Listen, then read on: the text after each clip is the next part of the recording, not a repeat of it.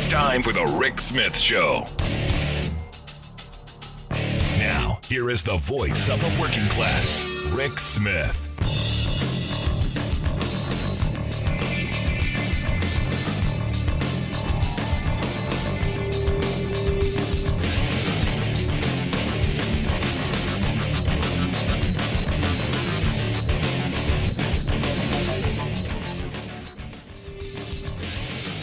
And welcome, brothers, sisters, working class heroes. This is the Rick Smith Show. Thanks so much for being here. Lots to get to, lots to talk about. Going to start off with the much anticipated, much awaited profit margins of our big oil companies. Yes, today I want to start with Exxon and Chevron, who have reported, yes, thanks to your sacrifice, thanks to your paying higher prices, they've got record profits. And who knew? Who could have possibly known that by you paying higher gas prices that they would reap record profits? In fact, Exxon, they themselves, the big boy, they've reported an income of $17.9 billion with a B for the months April, May, and June.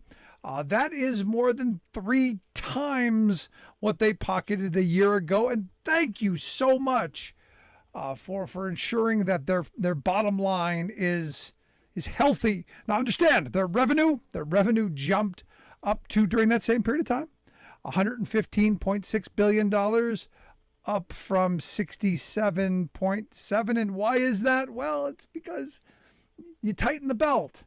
You paid those extra prices. You paid that inflated gas price, and they are now reaping the benefit. Chevron, same kind of scenario. Record profits, saw theirs more than triple.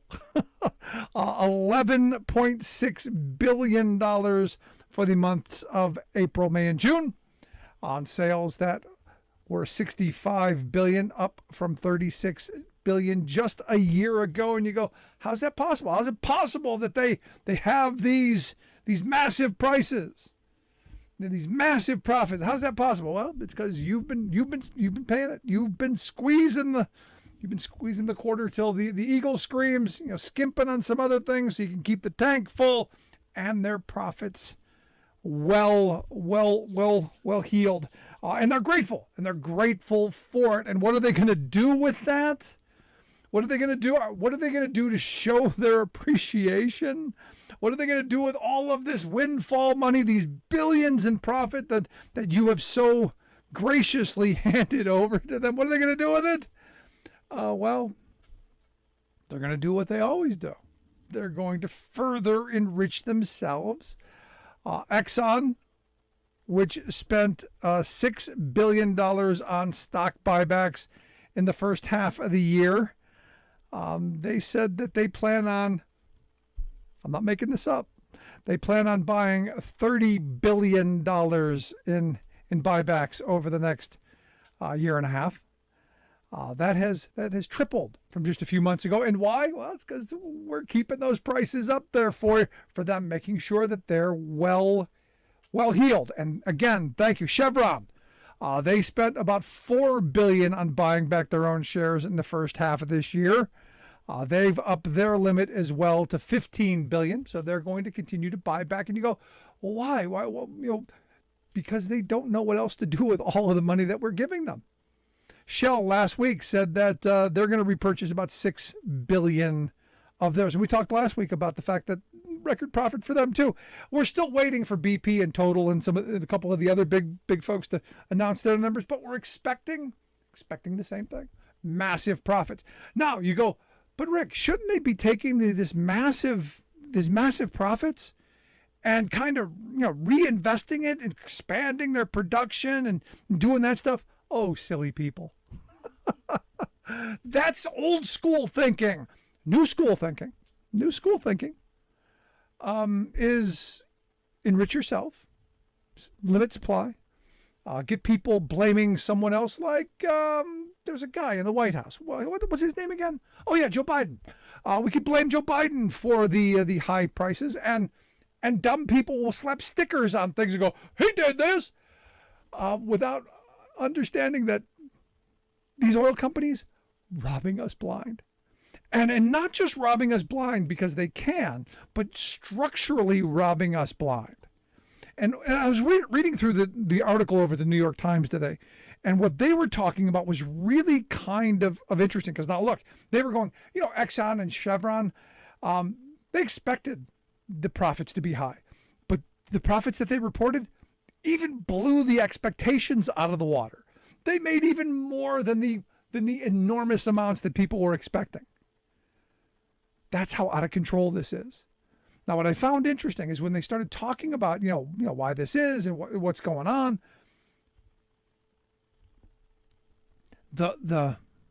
this framing that this expert brought out. He said that shareholders are demanding that the companies not overspend on expansion. That the shareholders, the handful of institutional shareholders who are making huge money off this, and when they buy back all these shares, get their bottom line fed. The wealth class, the ivory tower folks are saying, that production stuff, that's so 20th century. What we need capital spending discipline. Grow production at a meager rate, 1% to 3%, even though demand is going through the roof. But we want an increased cash return to the shareholders. It's about us. This is where, again, if you go back to August 19th, 2019, when the Business Roundtable had their epiphany, where they said, hey, we no longer are focused solely on maximizing shareholder wealth. No, we've seen the light. We have seen the light. And the light says we care about communities. We care about customers.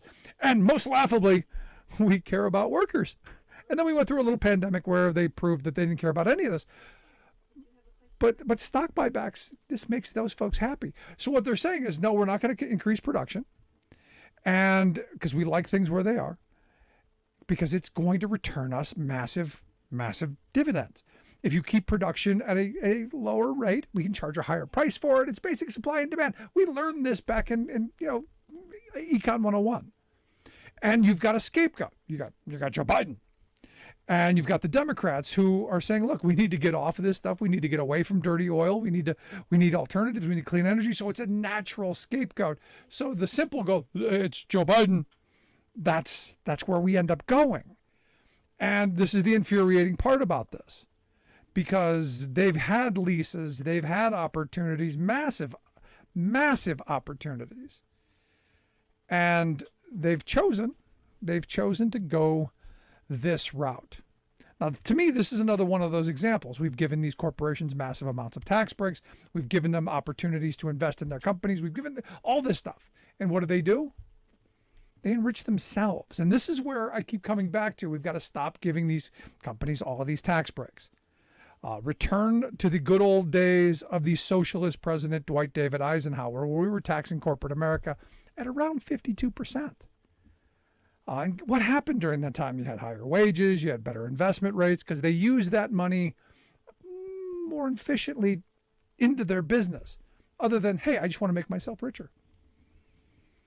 But the thing is, and we've been sold on this idea that, if tax breaks are good, and look, depends on who you're giving tax breaks to. You give a tax break to a working person that puts money into their pocket, they're going to go to the local store and they're going to buy eggs and milk, and they're going to buy shoes for the kids, and they're going to buy things that the local economy creates and benefits from. There's going to be a reverberation effect. When we give tax breaks to corporate America, they buy their stocks back and they make themselves wealthier. Seems simple. And it seems where we have ended up. Let's go to the phone lines. We've got Calvin from Illinois on line one. Calvin, how are we doing today? Busy. Can you give us a brief lecture on how would we start to put into action the excess profits tax? Nobody seems to be talking about it much. No, it's something we absolutely have to do, and I think we go back to what I just said a second ago. The good the good socialist president Dwight David Eisenhower, and I say that in a facetious manner. Obviously, Ike was not a socialist, but in today's frame, a top tax rate of 92% on the wealthy and a corporate tax of 52% would seem like, oh my gosh, total socialism. But it made our economy much better. And I argue that we need to go back to taxing some of these people who are just making themselves wealthier. These tax breaks aren't doing what they were supposed to do. They're not trickling down. They're not making wages better. They're not making conditions better. They're not being reinvested. They're not increasing production. They're not doing anything. These stock buybacks are telling us one thing. They have no idea what to do with this money other than to buy their shares back and make themselves wealthier. That's what we need to be doing, Calvin. Oh, but the process, can Biden do it by himself? If not, does it start in the House as if it were a new bill, or what? Well, this has already begun. I mean, you've got Elizabeth Warren, who's been calling for this for quite some time. She's been saying for a while. Is there any action happening, Rick? Come again? Is there any action being taken after their speeches and so forth? No, because we got a 50-50 Senate. I mean, the reality is you're not, unless you can get to the magic number of 50 on a reconciliation bill, which we can't do because of Sinema and Manchin, which is why elections matter. We get 3 more senators who are willing to say, hey, we need to be taxing corporate America. We can make Manchin and Sinema irrelevant. Then you can move some stuff along. Until then, that's what my poster said 3 weeks ago. 53 or 54 senators after November 8th. But has Biden got the guts to do it even when he's got the votes in the Senate? I think you put it on his desk. I think he signs it. Uh-huh. That's my answer to that. I sure hope we can last until the 9th of November. I hope people get out and vote. I hope you're registered. I hope you're ready to get out there and vote. And I hope the young people, the polling says they are. Saturday and Sunday with my new poster weekly. There you go. That's what I love to hear. Great stuff, right. Buddy. Appreciate Bye-bye. it. Thanks so much. No, look, there are bills out there. Windfall profits taxes. There are things out there that would say, look at the pandemic. You saw the wealth of the ultra wealthy in this country just explode. A couple of $1 trillion in wealth in the hands of a few, while the vast majority of folks at the bottom, the working class of this country, struggled. We need to have a sane conversation about taxation. And I know my right-wing friends will go, but you're talking about redistribution of wealth. And I go, yes, I am. I'm talking about redistributing it in a way, well, in the way that my grandparents would have redistributed it. In a way where the more you have, the more that is expected of you. You go back to a time, and I look back to those. I ask people, when was the country great? Most of my MAGA friends, 1950s, the golden 50s, the fabulous 50s. And you go with the tax rate at 92% on the rich folks, with the 52% corporate tax rate, with the basically free education as far as your talents will take you. Yeah. With the massive investments in public infrastructure. Oh, yeah, that was fabulous. How do you think with the healthcare, the hospitals owned by communities and not by private interests? Oh, yeah, that was great. How do you think that happened? It happened because, well, we taxed rich people. Now, did they pay 92%? No, but they paid 70%. They paid 65%. Which is a whole lot more than the 0 that some of our rich people pay. And now look, I'm not anti-rich. I want people to be wealthy. I want people to do well. I want corporate America to do well. I say it all the time. The company I work for, I want them to do fabulously well so that come contract negotiation times, when we sit down and renegotiate that contract, we do better. But this idea that the winning, the profits are held in the boardroom and all of the risk and the struggle and all of the costs are on the shop floor, that ain't right. And we need to be talking about how we ensure that that ideal that I grew up believing, you work hard, you play by the rules, you get ahead, that there's a reward for work, that we have a fair and just system, and that we're investing in the future of this country and not just investing in creating the largest billionaire class in history, which is what we've done. And congratulations to us. And now it's time to reap some benefits from that. At least that's my thought. Love to hear yours. 1-866-416-RICK. 1-866-416-7425. You got a thought? You got a question, comment? I want to hear it. Also, if you miss any portion of the program or any of our programs, podcast. Wherever you get yours, you'll find ours, or just go to thericksmithshow.com.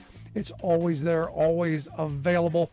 You got thoughts? Also want to hear that. Email me, rick@thericksmithshow.com. Angry stuff to the top of the list. Back after this. Stick around.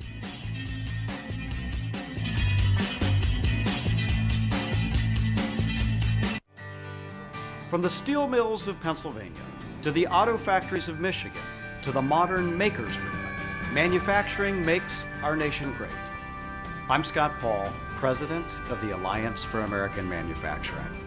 We bring business and labor together to advocate for policies that everyone can agree on. Together, we can strengthen manufacturing and create good-paying American jobs. Help us keep it made in America. 1-866-416-RICK, 1-866-416-7425. So NBC News is saying, hey, you know, as that COVID thing is spreading, you know, as it's gotten more contagious, the subvariants are spreading rapidly. Seems most Americans, they don't care. Don't care at all. And look, you look around and I think that's been kind of the sense, you know. It's over. Now, Marjorie Trainwreck Green, evidently our president has got the COVID again, a rebound of the COVID. Trainwreck is saying she thinks that Joe Biden would benefit from some ivermectin. It's back. The mectin is back. And there's part of me that goes, I think she just wants attention. And wants someone to say, hey, look at me. Had to throw this out there to get a statement because she knew someone like me would say, yes, look at the dumb statement. But then she followed it up with something even better. She said that she would be honored to be Donald Trump's running mate.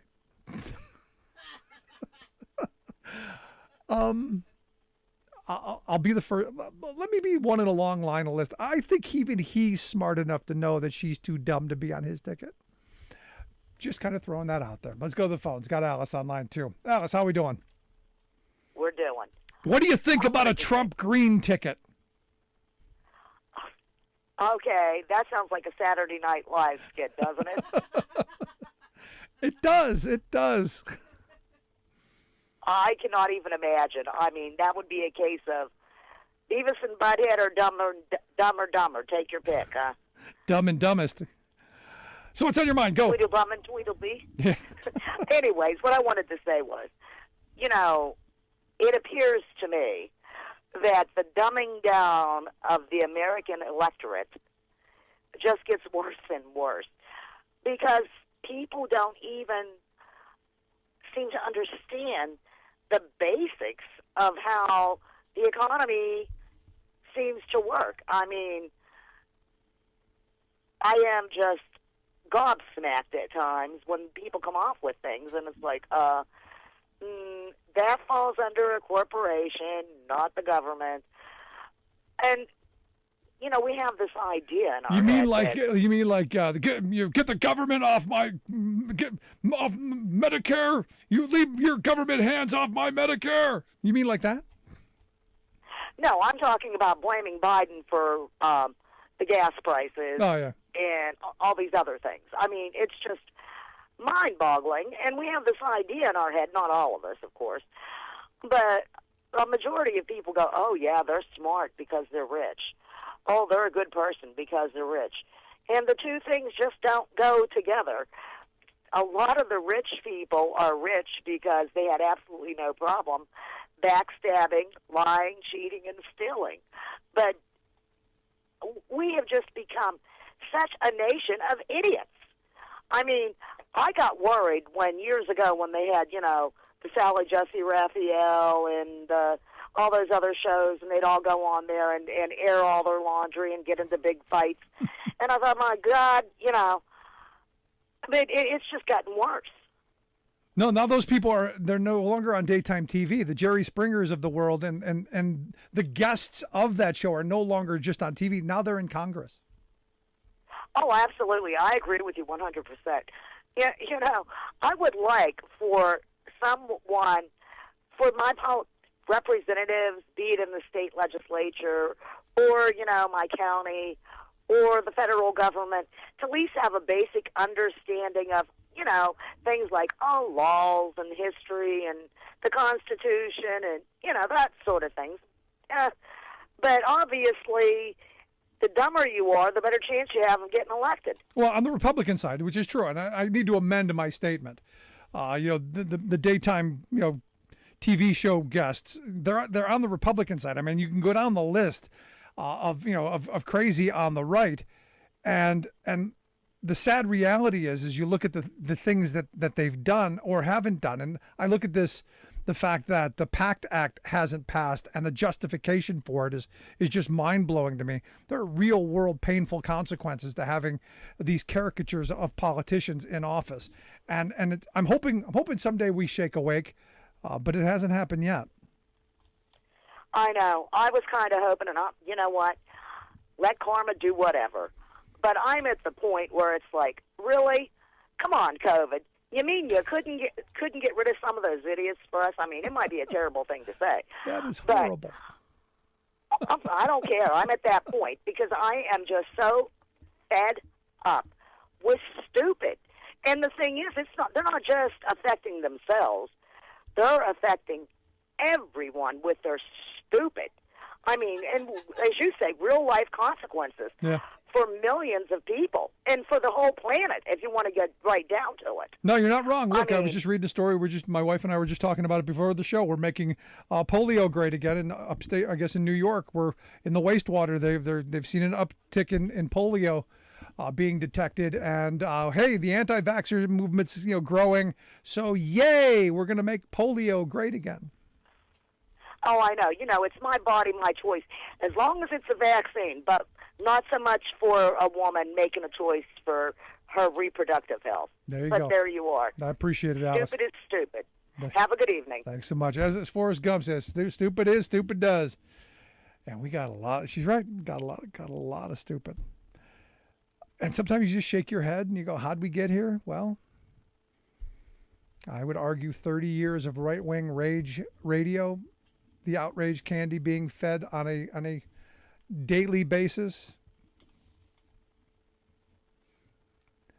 It is what it is. Love to hear your thoughts. Email me, rick@thericksmithshow.com. I'm going to take a quick break. When we come back, some thoughts on the long game. I mean, while we do talk about how Republicans can be crazy, they're also sly and, at least the moneyed interests. Playing the long game. And sadly, could be the dangerous consequences of them winning could come out. Quick break. Right back after this. It doesn't matter what kind of weather. It doesn't matter what time of day or night. When Mother Nature's done her worst, the only thing that matters to us is keeping the lights on for you. The hardworking women and men of the International Brotherhood of Electrical Workers, dedicated to keeping the power on in communities all across the country. Because when bad weather strikes, we know what matters most. IBEW, the power professionals.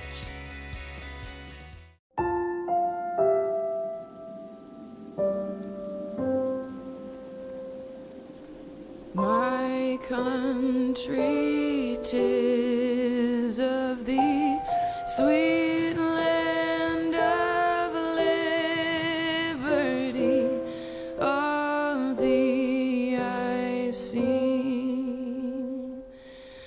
Land where my fathers died, land of the Pilgrim's pride. From every mountainside, let freedom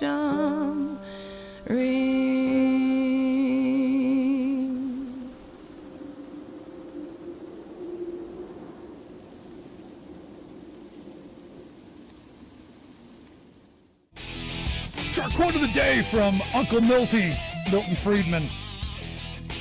Probably one of the most dangerous people, I think, to ever walk this planet that nobody's ever heard of. He says, only a crisis, actual or perceived, produces real change. When that crisis occurs, the actions that are taken depends on the ideas that are lying around.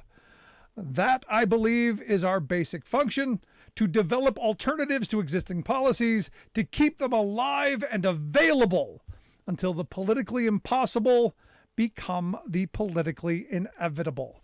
And look, if you can look at the right in this country and give them credit for anything, it is that. They have kept horrible ideas around for decades, so that when their wet dream finally comes true and they finally meet a girl, they finally get a chance. They've got all these ideas lying around. And here we're going to have to live through all of their fantasies, all of the things that they've concocted between their ears and have been whispering to each other. We're going to have to live through all of it. And one of them I came across was Rick Santorum attempting again, former senator from my state of Pennsylvania, to make himself relevant. This idea of we can just rewrite the Constitution. We could change the world. Now, not new. They've been dreaming, fetishizing about rewriting the Constitution, correcting the errors, going back to the original intent, making a couple key changes, going back to white landowning males, 21 voting, women back in the kitchen, gays back in the closet, and blacks back in the fields. Yes, America. Anyway, here to share some thoughts on Tricky Ricky and his fantasy. I've asked Carolyn Fiddler to come talk with us. She's the political editorial director over at Courier Newsroom, couriernewsroom.com, the website. Carolyn, thanks for taking time for us. Hey, thanks for having me. And wow, yeah, Santorum picking up one of my favorite little pet causes there. And by favorite, I mean it's actually very frightening and an abomination. He works with something called the Convention of States Project. And what that is a bunch of conservatives who really, really, really want to trigger an Article 5 constitutional convention. And the way you do that is you get a bunch of Republican-controlled state legislatures to pass resolutions calling for such a convention. They are way under the 34, 35 state threshold that they need to do it. But this movement has been around in its current form for about a decade now. And they're still trying. And I don't see them giving up because they didn't think that. I wonder if conservatives didn't really think it was possible to overturn Roe v. Wade. And now that, they got that little bite at the apple, I think they're not going to stop until the whole rotten thing is down their gullet. No, I think this is why you're seeing the insanity rushing to the forefront. And I'm with you because all of my conservative friends prior to the leak believed as I believed, that the Roberts Court would incrementally destroy Roe, that there would be another, just like the death of 1,000 paper cuts, that it would be another year and another year. It would eventually go, but it was going to be a slow, kind of the frog in the water kind of scenario, not this abrupt, we're chopping it off at the knees right away. So that when they saw that, oh my God, now everything's possible. Now every fantasy now is possible. And this is why we're seeing people like Santorum going, hey, I got a fantasy. I got a wet dream. Let's go. I really wish these people had more interesting or more fun fantasies. Or at least fantasies that didn't impact, the entire country. And no, this is what repression gets you. Don't want any of this. This is what repression gets you. These are people who won't come out of the closet already. These are people who won't admit that they have interests outside of hatred and fire and brimstone and division. These are people who don't have those kind of in their minds they do, but they won't be true to themselves. That's where I'll go. I mean, and not being true to yourself, isn't that the source of a lot of just discord that, can't help but leak out into the world in terrible and vitriolic ways? And unfortunately, a lot of these people who are doing this are also people with power, people who hold elected office. And I just really wish they would keep it to themselves. And are well-funded. Or write it in their journal. They could try some journaling. I don't know. Yeah, maybe scrapbooking like my wife does. We've got extras. Come over. She'll put you to work.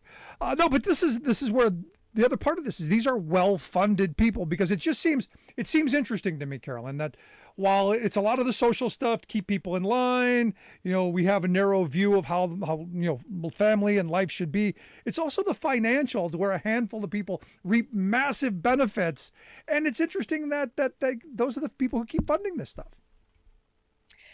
Yeah, no, these folks don't have anything better to do with their money. They could buy oligarchs yachts or something if they really, wanted to have a good time, but instead they want to ruin everyone else's good time by doing things like triggering a constitutional convention of states so they can rewrite the Constitution the way they want. Because even though the Constitution, like in its original form, was like had a lot of problems, like I couldn't vote. If you didn't own property, you couldn't vote.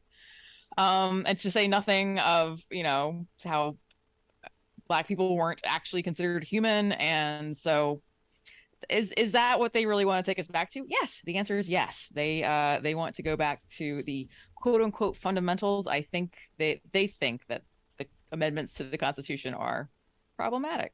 Yeah. And again, this, without saying it out loud, before, this is how they got around it. Now they're saying it out loud.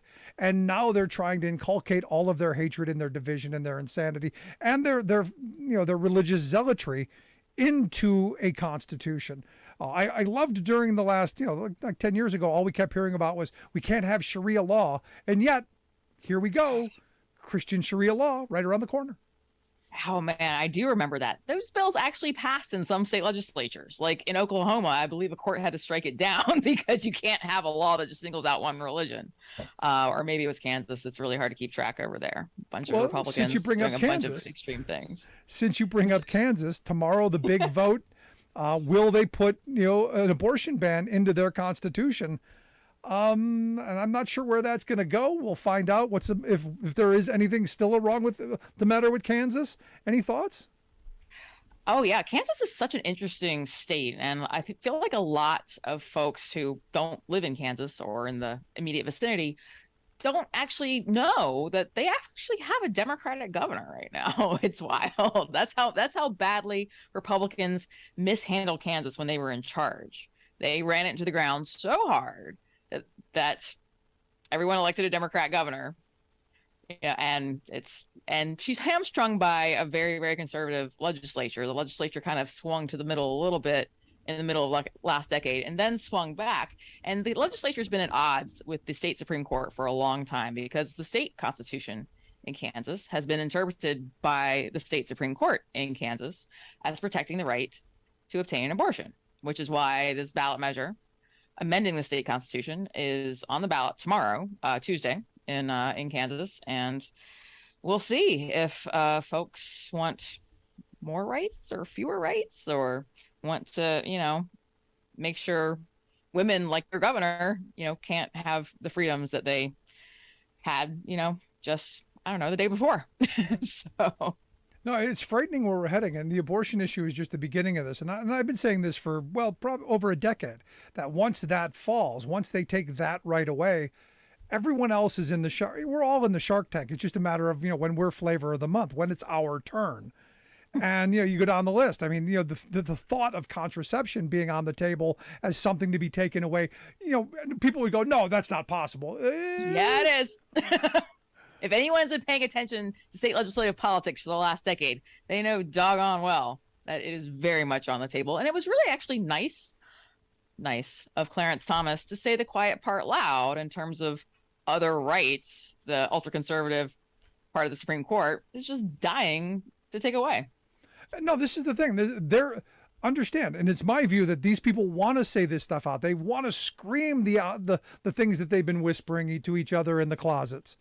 They want to come out and they want to all of the horrible things. They want to be the bullies, the misogynists, the homophobes. They want to be all of those things in public, and they want to be rewarded for it. And this is sadly where we are. And the rest of us had better wake up to that. That I'm sorry, when someone tells you who they are, time to believe them. Yeah, and they've been telling us exactly who they are for quite a while now. And you're right, they were just kind of whispering, and it was sort of confined to the fringes of GOP-controlled state legislatures. But the fringes of those legislatures are now like speakers of state houses. Those folks are in charge now because the other slightly more moderate, slightly less bonkers conservatives aged out, got term limited out, you name it. They got sick of it. They're gone. And now the inmates really are running the asylum.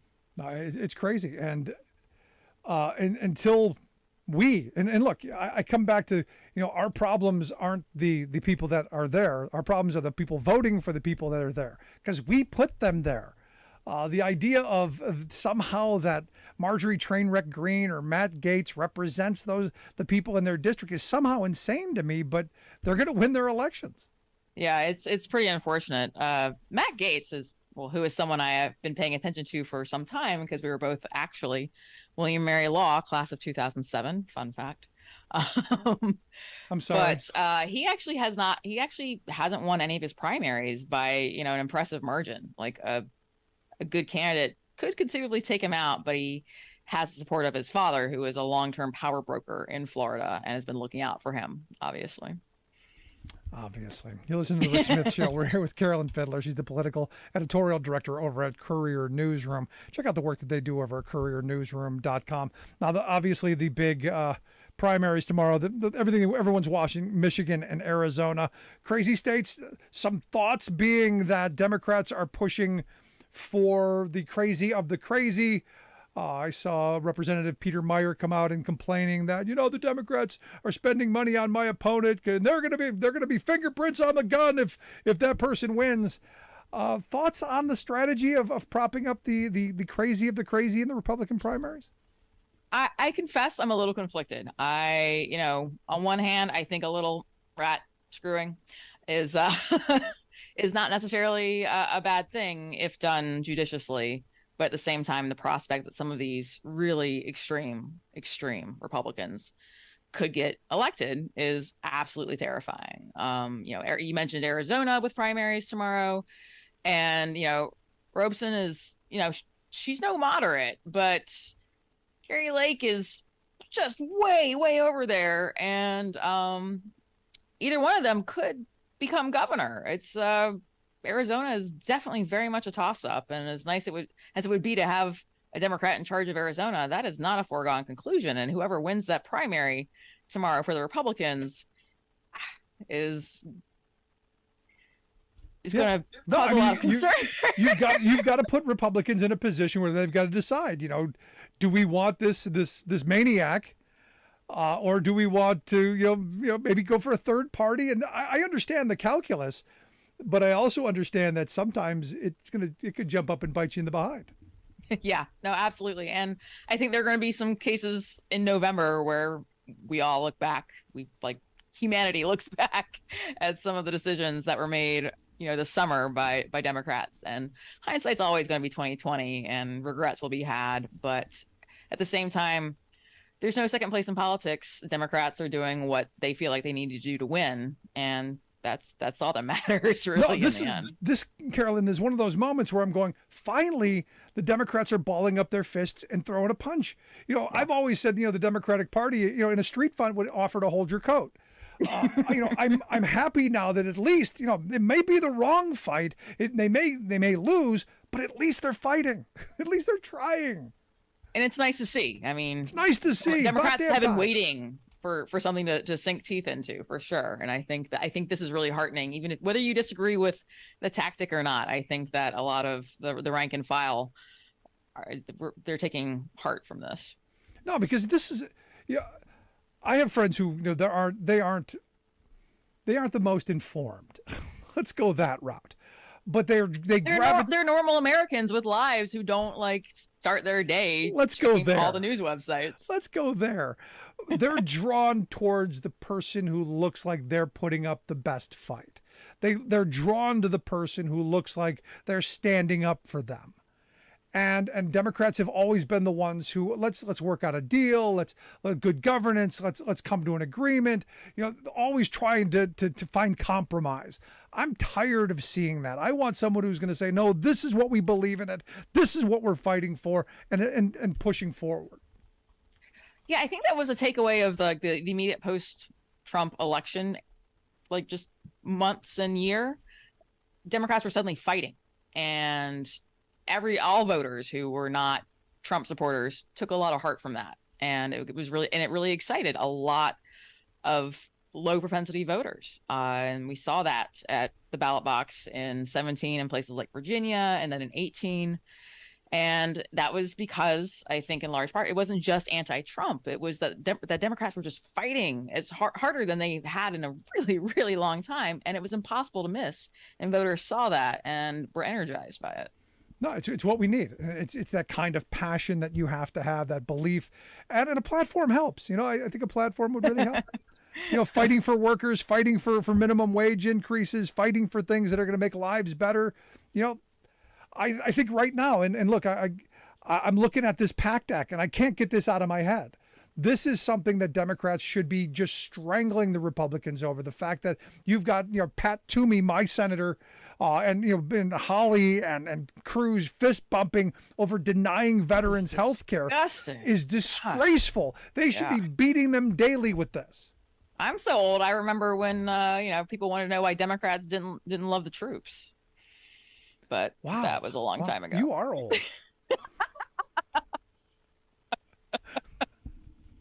Noun, verb, 9/11. A lot of people don't get that joke anymore. No.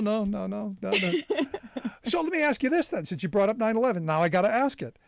Did you attend the big golf outing this past week, the Saudi golf outing? No. Only a bucket ticket. You could have gotten cheap tickets on StubHub, a bucket ticket. You could have been there. You might even be able to tee off from the former president's dead wife's grave. You know what? I spent my weekend at a winery doing a murder mystery with some friends.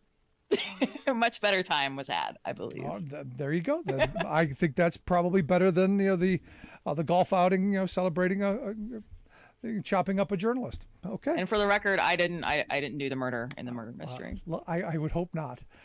But we do know who did the murder of Khashoggi, and it was Saudi Arabia. And yes, and the fact that Trump is propping them up and other properties are propping them up is it's disgusting. Yeah, Mr. Bonesaw's golf tournament. Sad stuff. But that's some tricky branding, I feel like. Tough to sell. Where do you go with that? Where do you go from there? But Carolyn, I appreciate the time. As great stuff. I hope folks will check out the website, couriernewsroom.com. You guys do amazing work. I appreciate it. Hope you'll come back and talk to us again real soon. I would love to. Thank you for having me. Good stuff. Carolyn Fiddler, she is the political editorial director there at Courier Newsroom. Again, couriernewsroom.com. I'm going to take a quick break. Right back with your thoughts. 1-866-416-RICK. 1-866-416-7425. This is The Rick Smith Show. We're working people off the top. I took 2 years of electric in high school, and I was the only girl in the class there. Here, I'm the only girl as far as installers go. I'm a single mom, too. I joined the union because it gave me options for health care and life insurance so that I know my son's taken care of. I like what I do. This is the best job I've ever had. You think solar panels is more like California. You wouldn't think Appalachia would have any. It would be smart if the government would invest more in clean energy resources. Calling all builders. Your country is calling you.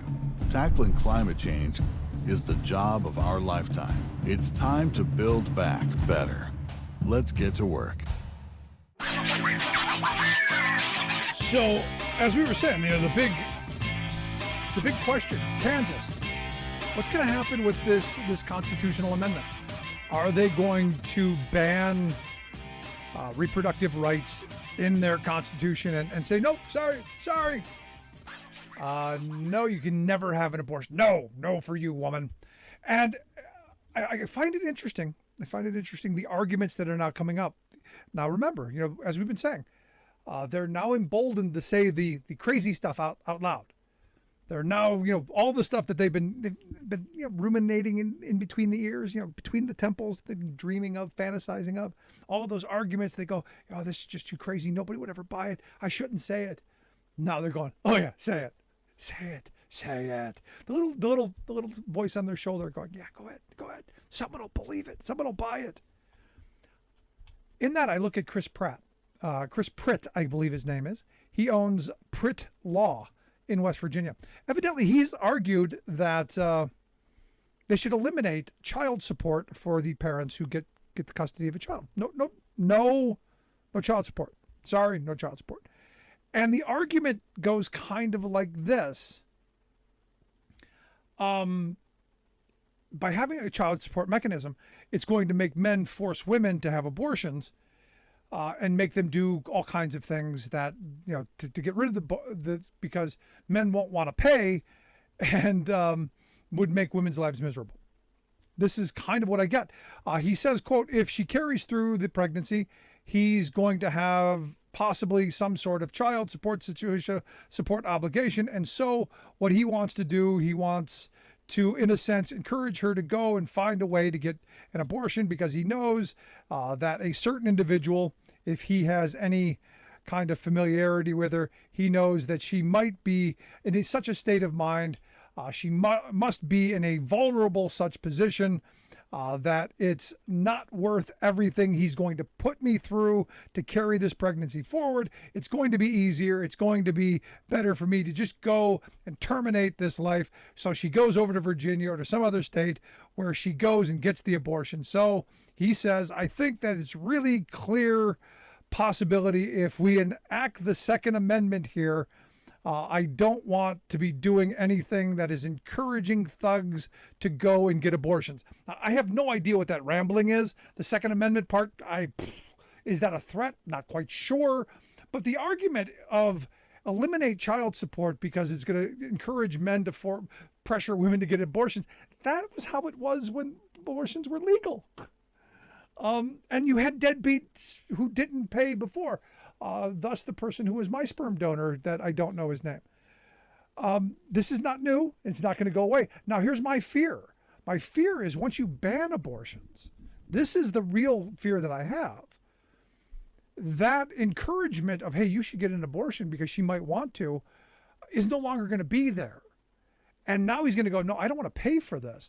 Now I'm going to have to kill her. Think Ray Caruth, the football player who shot and killed his girlfriend because she was pregnant. This very real possibility.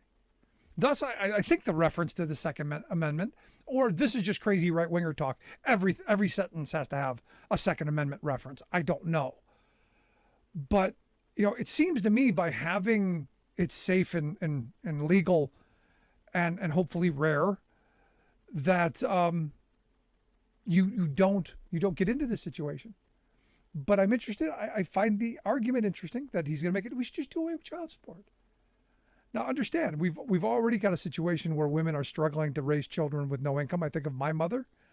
We lived in poverty conditions because of a deadbeat.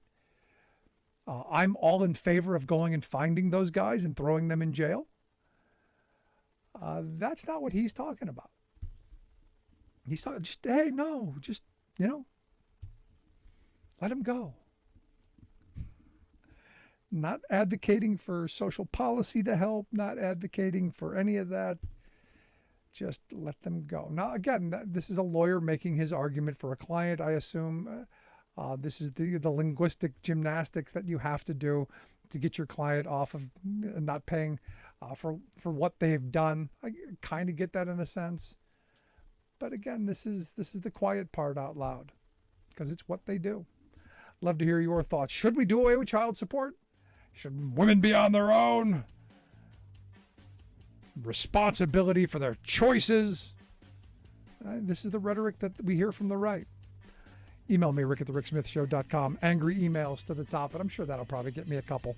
Quick break, right back after this. Stick around.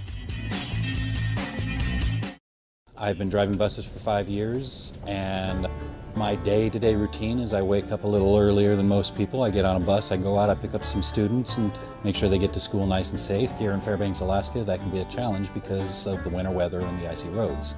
But I love the job. So the Teamsters are great. They provide us a lot of protections. They've always taken care of their people, made sure that our jobs were secure. We didn't have to worry about whether or not we'd have a job from day to day. And that's amazing because before we'd be working 4, 6, 8 hours a day and only earning minimum wage was real difficult to make a living. And the Teamsters pushed a lot so we make something we can live off of and not have to have a second job. What absolutely gives me peace of mind. The union membership allows me to focus on this job without having to worry about whether or not my family is going to be taken care of. I'm Andrew Case, and I'm proud to be Teamsters Local 959.